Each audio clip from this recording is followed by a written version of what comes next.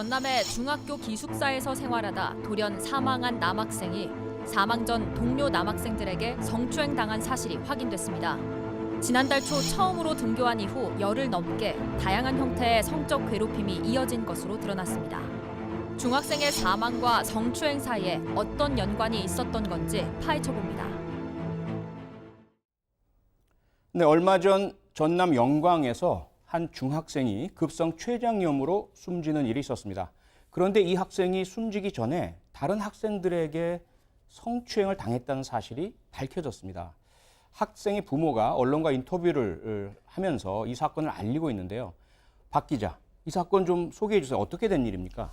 일단 그 전남 영광의 한 대안학교 기숙사에서 일어난 일입니다. 네. 이 코로나 때문에 이제 입교를 못 하고 있다가 6월 초에야 이제 이 김태한 군이 입교를 했습니다. 네. 기숙사에 입소를 했는데 같이 있었던 기숙사에 같이 생활했던 그 동급생들이 6월 10일부터 성추행을 하기 시작한 겁니다. 그런데 이 학생 입장에서는 피해 학생 입장에 너무 이제 처음 당해본 일이니까 불안해서 집에서 계속 불안감을 호소를 했다고 해요. 네. 결국엔 부모님이 너무 심하다. 애가 느끼는 불안감이 평소에 비해 너무 심하니까 성폭력 신고를 19일 날 했습니다. 그래서 30일 날 근데 결국엔 너무나 스트레스를 받다가 이 친구가 급성 췌장염 판정을 받게 돼서 네. 중환자실에 실려가게 됩니다. 네. 결국 7월 3일에 불과 4월 만에 사망에 이르게 됐고요. 네. 15일에 이 부모님이 국민청원 게시판에 이 사건을 알리면서 여론화, 공론화가 되게 된 겁니다. 네, 중학교 1학년, 갓 12살, 13살 이 정도밖에 안 될 텐데요. 손 변호사, 네. 이 기숙사에 같이 지금 있는 상태에서 벌어진 일이잖아요. 그렇습니다. 이렇게 극한 스트레스가 유발되는 일, 도대체 어떤 일들이 있었던 거죠? 사실 그대로 다 옮기기가 좀 쉽지 않아요. 네. 그 일들을. 그래서 최대한 좀 순화하고 또 용어를 좀 우회해서 말씀을 드리면 기숙사에 이제 룸메이트 2명이 있었고요. 또 그 네. 룸메이트들의 친구가 또 2명 있었습니다. 그들로부터 이러한 일들이 생긴 건데요. 그 친구들은 같은 방에 있는 건 아니고 다른 방에 있는 친구들? 네, 그래서 네. 왔다 갔다 하는 게 이게 이동이 쉬우면 안 되거든요. 그러게요. 예, 그런데도 이런 일이 생긴 겁니다. 네. 특히 여러 가지 음란한 행위를 하고 그리고 또 음란한 행위를 권하기도 하고 또 네. 여러 가지 이야기들을 하고 또 게다가 이거 부모님한테 이야기하면은 다 법원 간다. 네. 이런 일종의 협박성 이야기, 겁을 주기도 하고요. 예. 결국 이런 여러 가지 일들을 겪은 다음에 이제 집에 왔거든요. 네. 이제 집에 돌아왔는데 잠도 잘 자지 못하는 상황이어서 귀마개와 안대를 해달라라고 부모에게 이제 요구를 합니다. 귀마개와 안돼. 네, 그 그래서- 벌어진 일들을 보기도 싫고 듣기도 싫으니까. 그렇습니다. 예. 그런데 그때도 안타깝게도 이 부모님이 이상한 김새를 잘 느끼지 못했대요. 나중에 예. 알고 보니까 그 귀마개 안대도 기숙사로 가지고 갔는데 네. 이 가해 학생들에게 빼앗겼다는 이야기를 하고 있습니다. 지금 손 변호사가 상당히 그 시청자들의 어떤 그 정서와 감정을 고려해서 아주 완화된 말씀으로 표현을 해주셨는데 실제로는 상당히 아주 좀 상상하기조차 어려운 성범죄들이 자행된 거잖아요.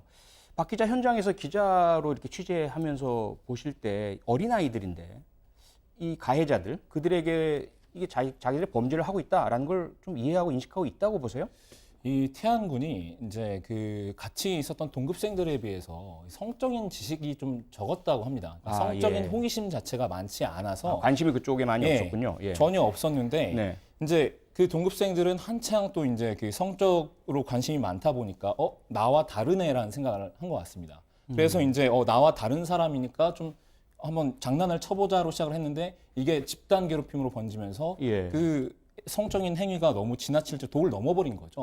예. 아이들 입장에서 그냥 장난이었다고 생각했지만 그게 결국엔 지금 이 태안군을 죽음으로 내몬 원인이 될 수도 있는 상황이라서 네. 단순히 진짜 아무런 죄의식 없이 장난만 했다라고 치부하기에는 좀 아닐 것 같습니다. 네. 지금 박 기자 이야기를 들어보면 일단 중학교 1학년 어린아이들이 기숙사에서 같이 지냈는데 그중에 이 피해자인 학생은 성에 대해서 관심도 그다지 많지도 않고 호기심도 많지도 않은데 다른 아이들은 그렇지 않았고요. 그래서 여러 가지 성적인 음란 행위들을 하니까 처음에는 무슨 행위인지 모르고 있다가 차츰 알게 됐단 말이죠. 그러면서 수치심, 모욕감 이런 것들을 많이 느꼈을 텐데 손 변호사 어떻습니까? 이 피해자 네. 입장에서 봤을 때 네. 어떤 충격이 있었을 것으로 보세요? 사실 같은 연령대라 네. 하더라도 이 성 관련된 지식이 상당히 차이 날 수 있어요. 차이가 날 수 있죠. 네, 당연히. 그리고 예. 호기심이나 어떤 충동, 네. 욕구도 굉장히 다를 수 있거든요. 예. 따라서 이런 부분들을 사전에 섬세하게 네. 다루지 못한 부분들이 굉장히 좀 아쉽고요. 예. 그리고 또 그 후에도 어떤 일이 생기면 발생하고 있는 일에 대해서 그 주변에서 미리 네. 다 예방을 하거나 아니면 안타깝게 또 어떤 일이 생기면 최대한 빨리 그 문제를 알아차리고 그래야죠. 예. 이제 대책을 세워야 되는데 그러지 네. 못했거든요. 결국 이제 가해 학생도 문제입니다만 그 외에 외부적인 요소도 작용한 것이 아닌가 생각합니다. 그러니까 지금 말씀 주셨지만 학교 측에서 최초에 어쨌든 이 피해 학생이 힘들다라는 사실을 알게 되었고 그리고 호소를 했는데 피해자와 가해자를 분리하는 조치도 안 했다면서요? 그렇습니다. 그래서 지금 태안군에 보면은 이제 학교 측의 관리 소홀을 책임을 지금 네. 주장하고 있는 건데요. 아, 예. 특히 이제 취침 시간에는 다른 방으로 이제 이동할 수 없는데 네. 이 가해 학생 중에 일부가 다른 방에서 건너왔다는 거고요. 네. 그리고 또 이 문제를 제기한 다음에도 적극적인 분리 조치가 뒤늦게 이루어졌다. 그리고 게다가 특별교육 조치를 받은 가해 학생들이 그 후에도 학교에 나오면서 네. 이 태안군이 더욱더 심한 스트레스를 받을 수밖에 없었다라는 말이고요. 네. 또 학폭위의 어떤 심의 결과에 대해서도 여러 가지 의문을 제기하고 있는 것이죠. 네. 징계 결정이 유보되었다라는 여러 가지 사후적인 대책에 대해서도 현재 의문을 제기하고 있습니다. 네, 당시 태안군은 가해 학생이 여전히 등교 중이라는 사실을 알고 극심한 불안 증세를 보였다고 하는데요. 아버지의 이야기 한번 들어보시겠습니다. 저희 태안이가 오후에 학교를 가려고 전화를 했는데 학생부장 선생님께서 가해 학생 중에 한 명이 나온다는 소리를 들은 거예요. 29일 날 그 소리를 듣고 잠을 못 자더라고. 호흡도 가빠지고 하면서 30일 날 이제 지쳐서 잠이 들었는데 한 10시 반 정도에 일어나서 배가 아프다고 해가지고 병원에 갔는데 췌장염 수치가 800까지 올라가 버렸더라고요. 중환자실에 들어간 게 마지막 얼굴이었죠. 말할 수 있는. 중환자실 들어가서 3일 만에 세상을 떠났어요.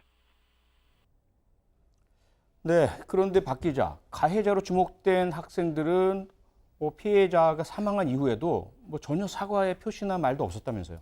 예, 그 아버지 말씀에 따르면 가해 학생들이 이런 일이 발생한 이후에도 가해 학생이나 학부모나 전혀 사과의 말이 없었다라고 합니다. 네. 그래서 지금 이 아버지가 전남도 교육청 앞에서 1인 시위를 벌이고 계세요. 1인 시위. 제발 예. 진상 규명을 해달라. 네. 우리 태안의 억울함을 풀어달라. 이런 시위를 하고 계신데 그 해바라기 센터에서 태안군이 조사를 받았던 게 있습니다. 네.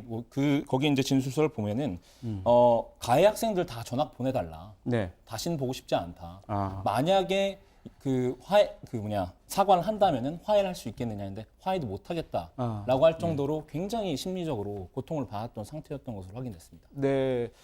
김군의 부모님은 건강했던 김군이 결국 성폭력으로 인해서 사망에 이르렀다라고 호소를 하고 있습니다.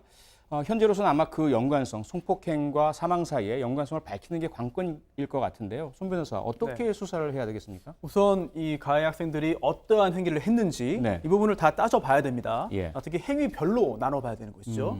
그런데 사망의 책임까지 과연 그 학생들에게 지를 수 있는가, 물을 수 있는가, 이 부분은 감정적인 부분과 법적인 부분이 좀 다를 수 있을 것 같습니다. 네. 따라서 지금 이제 급성 췌장염으로 사망한 것으로 알려져 있는데 네. 과연 스트레스로 인해서 급성 췌장염이 발병한 것이 맞는가? 네. 또 그래서 사망한 것인가? 이 부분에 대한 증명이 있어야 형사 책임을 지을 수 있을 것 같고요. 만약 그렇지 않다면은 법적으로 증명된 부분까지만 여러 가지 처분이 가능할 것으로 보입니다. 네. 어리디 어린 학생이 안타깝게 사망했습니다. 조속한 진상 규명과 책임져야 할 사람들이 책임지는 조치가 이루어져야 할 것 같습니다.